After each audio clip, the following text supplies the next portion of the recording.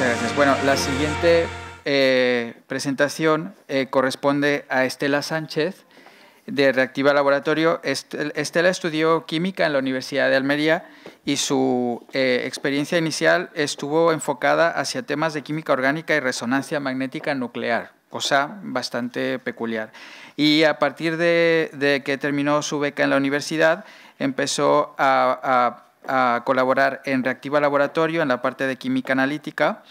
Y el tema que le hemos pedido a Estela que desarrolle no es nada baladí, realmente es un tema que a todo el sector aquí productivo le interesa muchísimo, que es el tema de la persistencia y degradación de los residuos.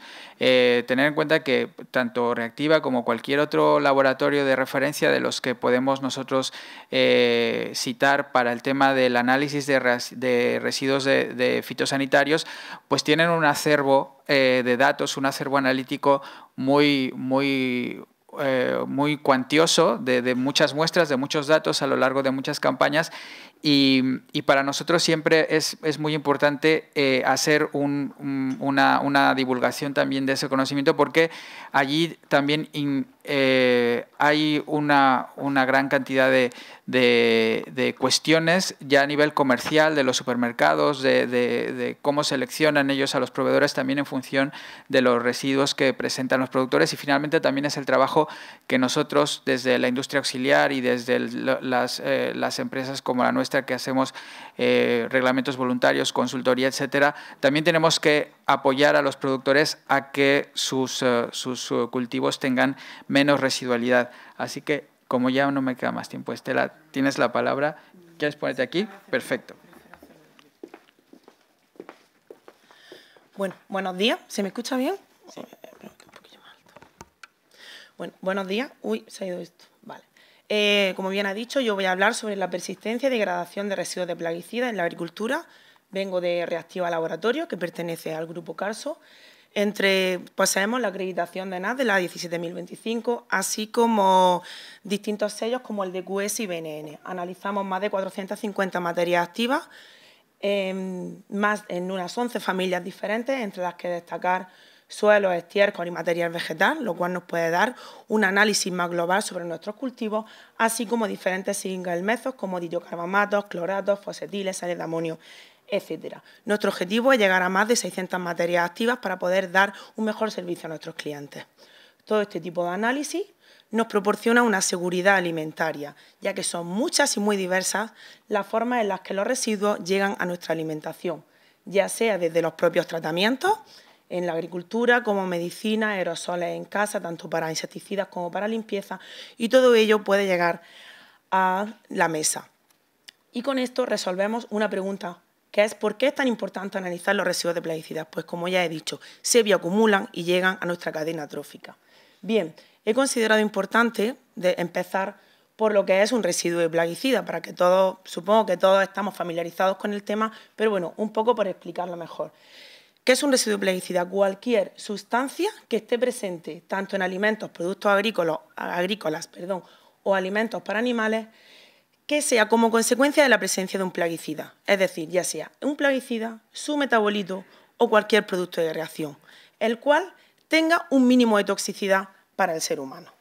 Bien, con ello llegamos a lo que es residuo cero, que es lo que verdaderamente nos importa hoy. ¿Qué es residuo cero? Pues residuo cero es que el valor de los residuos cuando el producto llega a la mesa, cuando está comercializado, tiene que ser tendencia, es decir, se acerque a cero. Bien, he visto conveniente hacer una clasificación general sobre los distintos tipos de plaguicidas. Se pueden encontrar en bibliografía distintas clasificaciones, yo he escogido una un poco mixta, en el que vemos insecticidas, herbicidas, fungicidas, reticidas, y como vemos en todos ellos están presentes los famosos organoclorados y organofosforados entre ellos. ¿Qué pasa cuando un plaguicida es liberado al medio ambiente? Pues que éste puede sufrir modificaciones en sus características físico-químicas y también en su acción biológica. ¿Por qué? Porque un plaguicida se degrada y pueden pasar dos cosas. Una, que sea su producto de degradación sea menos tóxico que el propio plaguicida, por lo tanto se llamaría inactivación, o que el plaguicida sea más tóxico, que pasa por desgracia muchas veces, y se llame activación. Los procesos de degradación pueden ser totales o parciales, en función de las reacciones de degradación, que son muy diversas. Ahí simplemente he puesto unos ejemplos: oxidación, reducción, fotolisis, que es la fotosíntesis, etc. Quería hacer una puntualización, y es que la degradación de un plaguicida en el campo es diferente a la degradación de plaguicidas de los análisis que se hacen, de las investigaciones que se hacen en un laboratorio.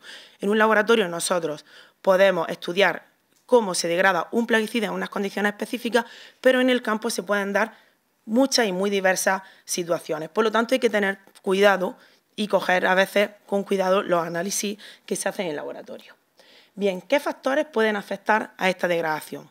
Pues evidentemente su estructura molecular, en función de cómo sea esta, así se podrá dar una cosa u otra.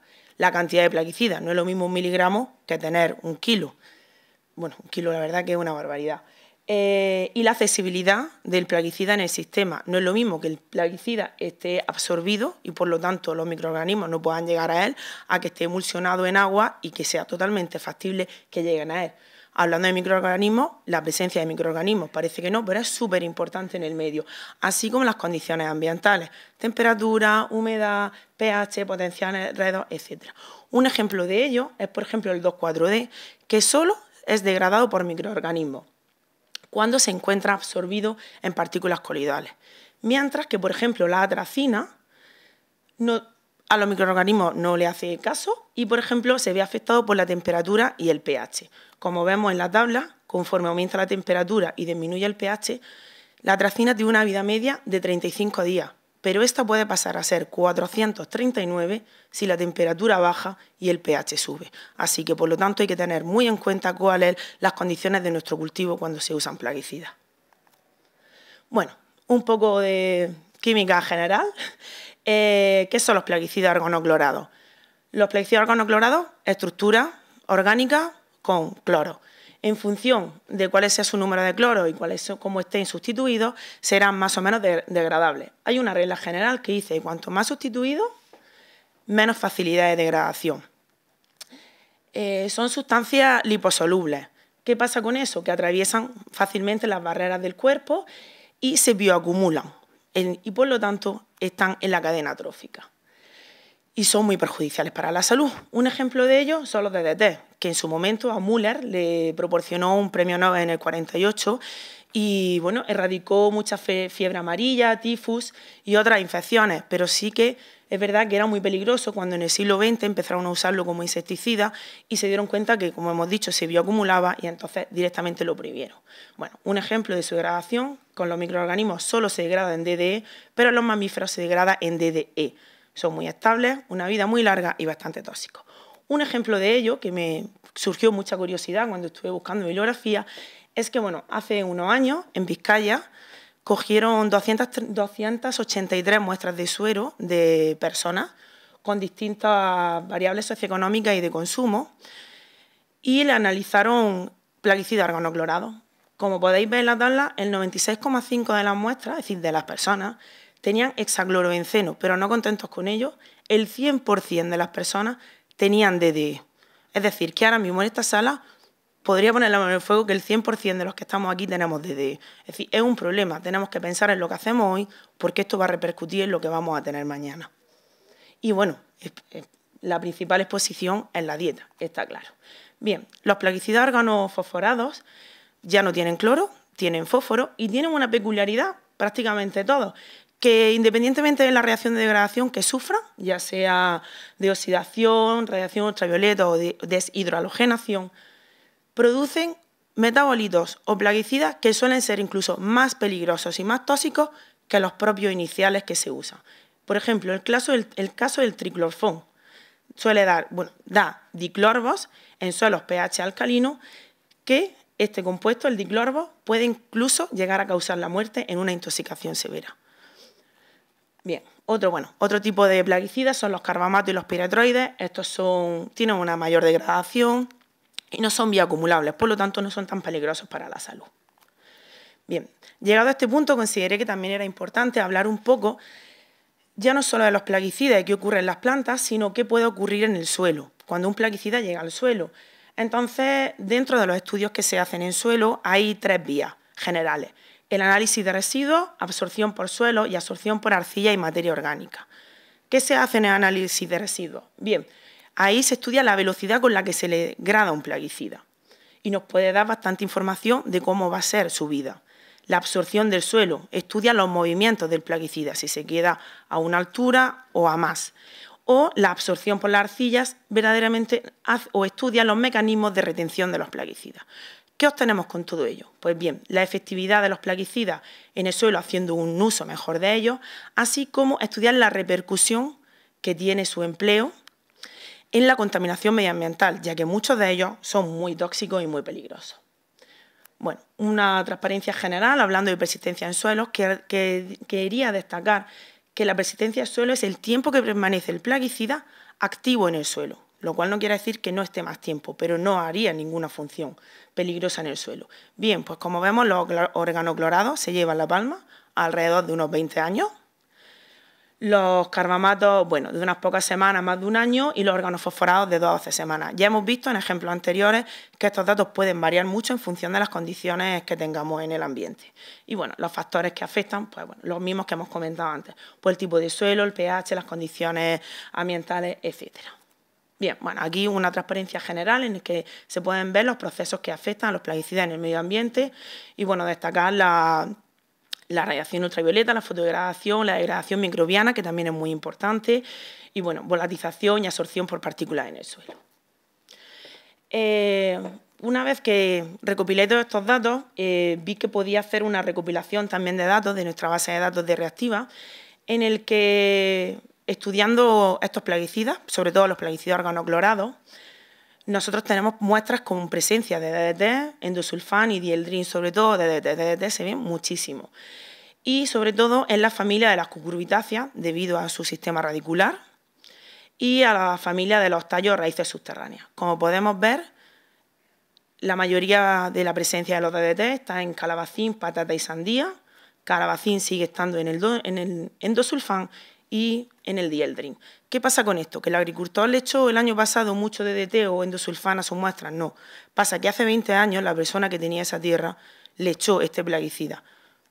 Ese año mueve la tierra y vuelve a aparecer. Por eso de ahí la problemática de que hay que tener mucho cuidado con todo lo que se utiliza a día de hoy porque puede repercutir en mañana. Bien, llegado a este punto vamos a hablar sobre la toxicidad en el ser humano, que verdaderamente es lo que al final nos importa. La principal fuente de exposición, como ya hemos dicho, es la alimentación.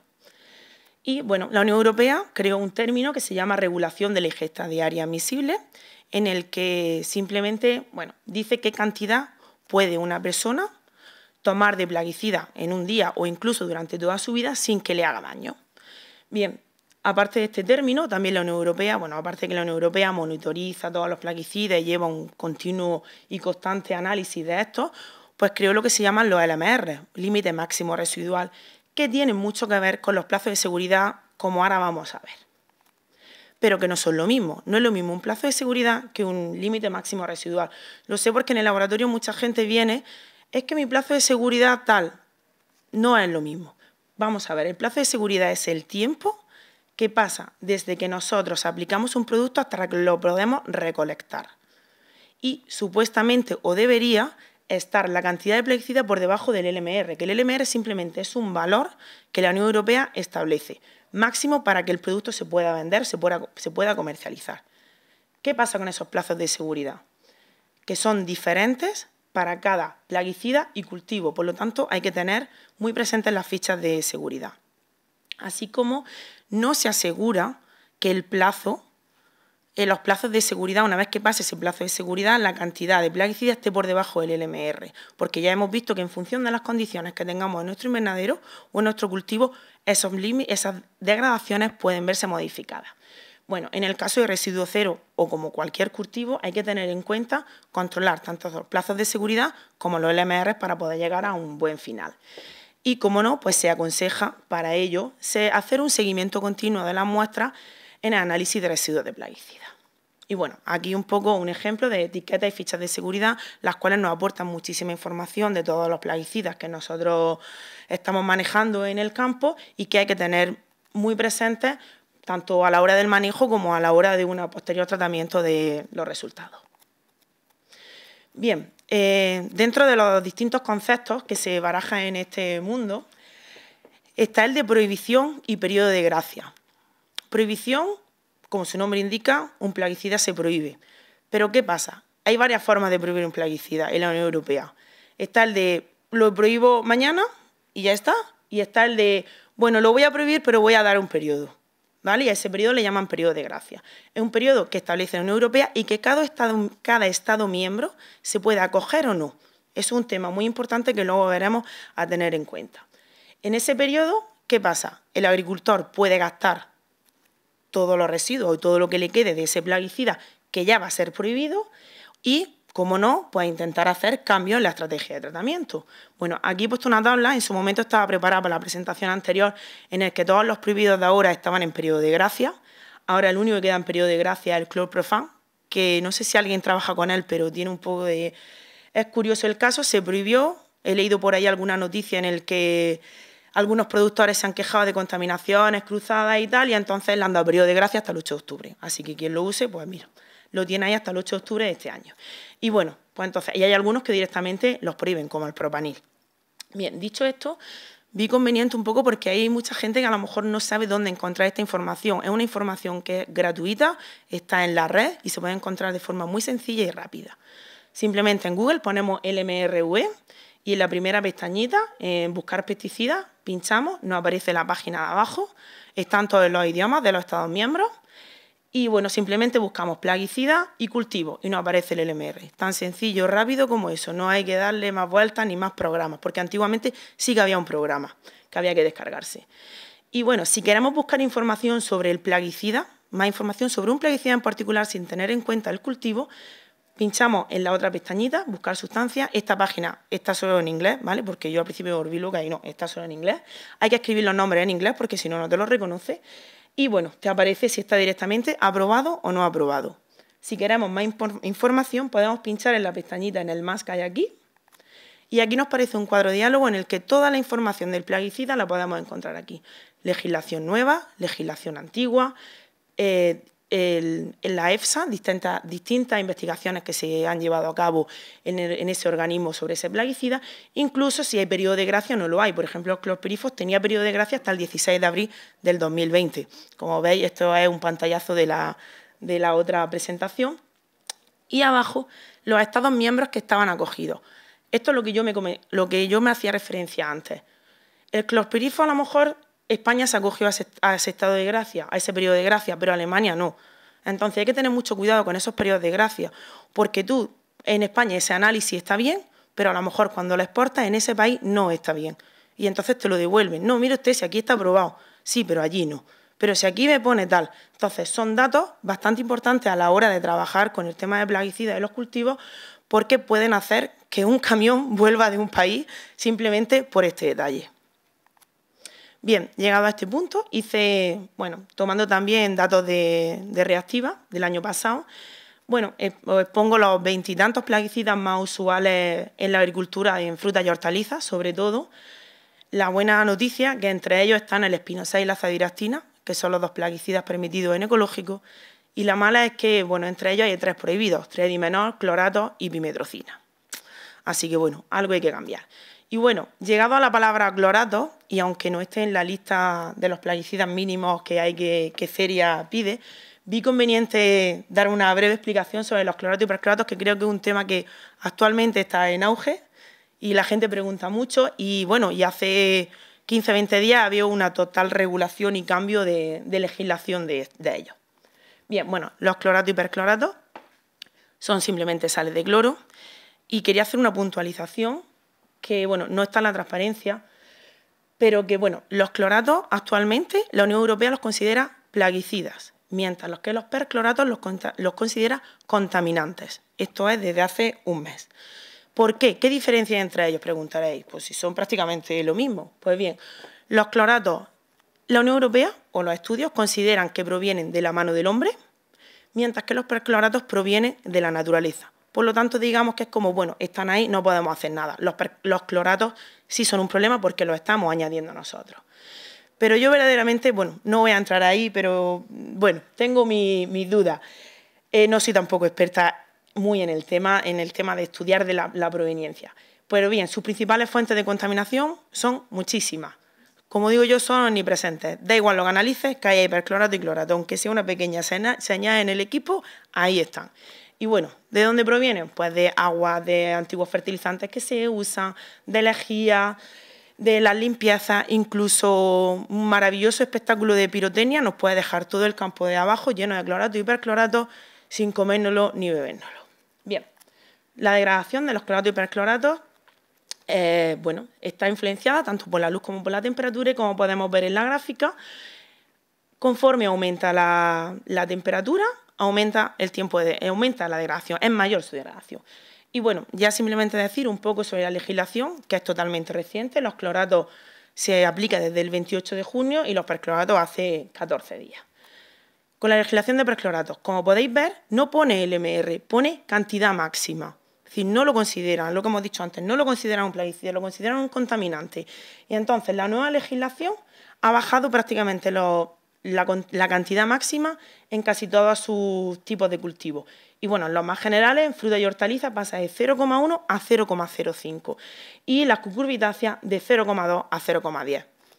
Bien, en el caso de la legislación de clorato, bueno, verdaderamente es que hemos pasado de no tener legislación a tener un montón de legislación, porque antes, directamente como estaban prohibidos, el LMR era 0,01 y simplemente te decían que tenías que tener unas recomendaciones de higiene de buenas prácticas de laboratorio, lo cual eso hay que tenerlo siempre para todo, dicho sea de paso. Y ahora tenemos un reglamento, que ahí lo tenéis por si queréis buscar muchísima más información, en el que, bueno, yo he puesto una tabla con LMR de forma aleatoria de lo que más hay en España. Y bueno, podemos ver que van pues, desde 0,05 en cítricos hasta 0,30 en tomate, en pimiento. Es algo curioso, tú te metes en la página de LMR donde hemos visto anteriormente y te sale que los cloratos no están aprobados, por lo cual su LMR tendría que ser 0,01, pero ahora nos han dado un poco de vida al campo y han subido los LMR. Así que, bueno, con esto simplemente quería terminar y dar un poco de pincelada sobre este tema que creo que es bastante importante actualmente. Y nada, y con ello las conclusiones de mi presentación, que bueno, yo creo que las dos conclusiones fundamentales son prevención e información. ¿Por qué? Prevenir, si no usamos plaguicidas, nos quitamos de problemas. Claro, es muy difícil no hacer eso, pero bueno, si lo dejamos de usar menos cantidad o incluso costes de tratamiento, que si ya es difícil prever cómo se va a comportar un plaguicida, si los mezclamos todos ya es mucho más difícil. Y bueno, las buenas prácticas de higiene, que eso es independientemente de cómo trabajemos, y como no la información. Una fuente fiable de información es importantísimo. Hay muchísimas cosas que se leen en Internet que no tienen ni pie ni cabeza. Hay que irse a páginas oficiales del Ministerio, a la Unión Europea y buscar ahí la información. Y cómo no, un reciclaje continuo. Todos los días están saliendo cosas nuevas y cosas diferentes. Y si no estamos en ese reciclaje continuo, al final nos quedamos atrás y no avanzamos. Y nada, dicho esto, creo que he corrido mucho. Gracias por su atención y espero que les haya gustado la presentación.